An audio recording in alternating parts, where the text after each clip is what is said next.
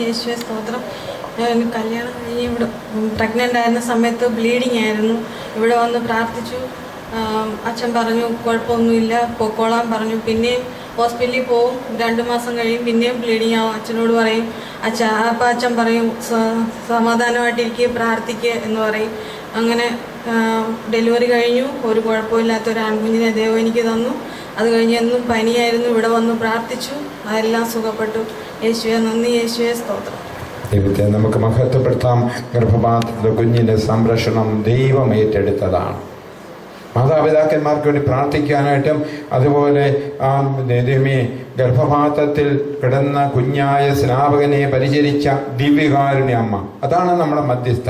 ദിവ്യകാരുണ്യ അമ്മ, പരിശുദ്ധ കുർബാനയുടെ സ്ത്രീ, പരിശുദ്ധ കുർബാനയും സംവഹിച്ച് ഈശോയെ സംവഹിച്ചുകൊണ്ട് ദൈവമേ എലീശോയെ ശുശ്രൂഷിച്ചവൾ. ആ അമ്മയുടെ മാധ്യസ്ഥം തേടുന്ന ഒരു ഗർഭിണിക്കും ഒരരിഷ്ടതകളും സംഭവിക്കുകയില്ല. പരിശുദ്ധ അമ്മ, ഗർഭിണിയായ അമ്മ, യേശുവെ സംവഹിക്കുന്നവൾ ഏറ്റുവാങ്ങുന്നു. നമുക്ക് പ്രാർത്ഥിക്കാം, ദൈവത്തെ മഹത്വപ്പെടുത്താം. Hallelujah, hallelujah, hallelujah.